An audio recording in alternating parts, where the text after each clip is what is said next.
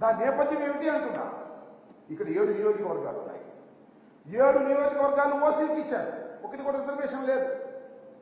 ఈసారి ఇది బీసీకి ఇవ్వడం ధర్మంగా ఉంటుందని జగన్మోహన్ రెడ్డి గారు భావించి, శ్రీకృష్ణదేవరాయలు గారు మీరు గుంటూరు వెళ్ళండి, ఇక్కడ బీసీకి ఇద్దాం, యాదవ్కి ఇద్దాం అని చెబితే అడ్జస్ట్ కాలేకపోయారే.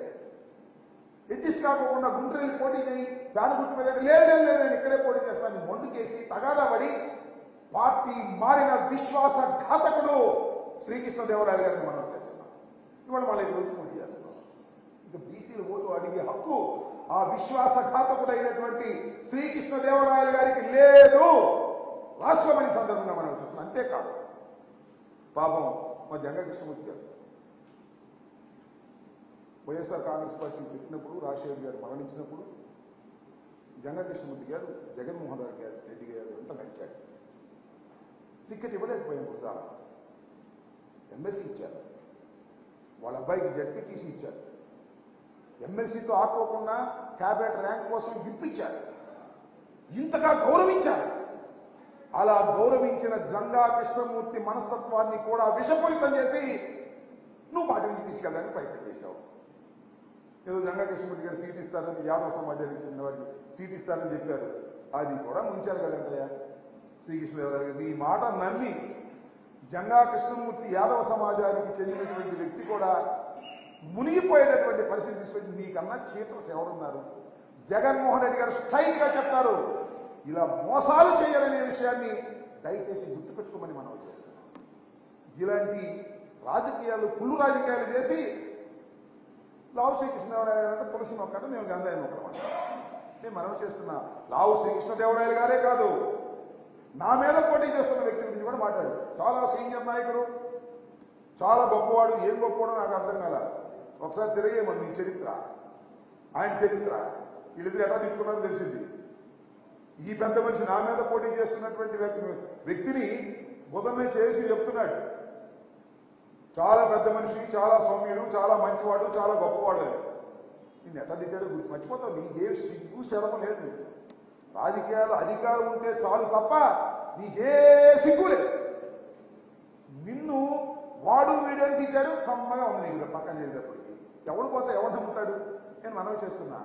ఇవాళ నేను మీకు ఒక్కటే మనం చేస్తున్నా, తెలుగుదేశం కార్యకర్తలకు కూడా మనం చేస్తున్నా. ఈ శ్రీకృష్ణదేవరాయలు గారు కానీ, కన్నా లక్ష్మణ గారు కానీ, they are not Telugu Desam products, they are all Congress products. Lavu Sri Krishnadevarayalu గారు అయితే పచ్చిగా జగన్మోహన్ రెడ్డి గారి ప్రోడక్ట్. వీళ్ళు మీ దగ్గర ఉంటారు అనుకున్నారా? మళ్ళీ ఛాన్స్ వస్తే మళ్ళీ గొడవలు లేపేస్తారు. మాలాగా సిన్సియర్గా ఉండే మనుషులు కాదు. నాలాగాను, అనిల్ కుమార్ గారు లాగాను, జగన్మోహన్ రెడ్డి గారు చెప్పిన నిర్ణయాన్ని శిరసా వహించి పార్టీలో ఉండే వ్యక్తులు లాంటి వారు కాదు. ఈ పార్టీలో ఛాన్స్ దొరికితే ఆ పార్టీలో పోతారు. చూశాక చరిత్ర. అలాంటి దుర్మార్గుల్ని పక్కన పెట్టుకొని వాళ్ళు తులసి మొక్కలంటే మేము గంధాయి మొక్కలు అంట. ఏం పోయేగాలం వచ్చినాయో చంద్రబాబు నాయుడు గారికి నాకు అర్థం కాదు.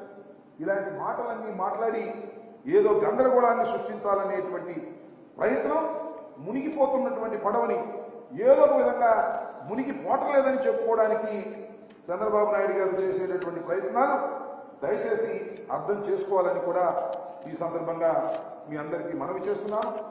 నిన్న పల్నాడులో జరిగినటువంటి ఈ రా కదలిరా ఏ విధమైనటువంటి సందేశం ఇవ్వకుండా కేవలం జగన్మోహన్ రెడ్డి గారిని ఓడించాలి. నేను అడుగుతా ఉన్నా, జగన్మోహన్ రెడ్డి గారి గురించి మాట్లాడతాడు ఏమని? యూజ్ అండ్ త్రో అంట జగన్మోహన్ రెడ్డి గారు. యూజ్ అండ్ త్రో అంటే గుర్తొచ్చేది ఎవరికి? ఈ రాష్ట్రంలో యూజ్ అండ్ త్రో చేసినటువంటి నాయకుడు ఎవరు అంటే నారా చంద్రబాబు నాయుడు గారు. అవసరానికి వాడుకుంటాడు, తర్వాత వదిలేస్తాడు. ఇది తెలిసినటువంటి సత్యం అందరికీ. ఎంతమందిని వాడుకుని వదిలేశావు? చివరికి ఎన్టీ రామారావు గారి కుటుంబాన్ని కూడా ఏదో బాలకృష్ణ ఏదో నీ బంధువు, నీ కొడుకు పిల్లనిచ్చాడు కాబట్టి ఉండగాడు, కానీ మీ తమ్ముడిని ఏం చేశావు? హరికృష్ణ ఏం చేశావు? నీ తోలుడిని ఏం చేశావు? వీళ్ళందరినీ వాడుకుని వదిలేసి, అధికారంలో పోయిన వదిలేసి తొక్కేసినటువంటి యూజ్ అండ్ త్రో పాలసీ తెలిసినటువంటి వ్యక్తి భారత రాజకీయాల్లో ఎవరైనా ఉన్నారు అంటే అది నారా చంద్రబాబు నాయుడు గారు తప్ప మరొకరి కాదని మనం చేస్తాం. అదేమంటే హూ కిల్డ్ బాబాయ్ అని అడుగుతా ఉన్నా. Who killed Kodela? చెప్పు సమాధానం. Who killed Kodela? కోడెల మరణానికి నువ్వే కారణం. Who killed Vangaveeti Mohan Ranga? వంగవీటి మోహన్ రంగా మరణానికి నువ్వే కారణం. ఈ రాష్ట్రంలో అనేక విధ్వంసాలకు, అనేక హత్యలకు నీ అధికార దాహమే కారణం.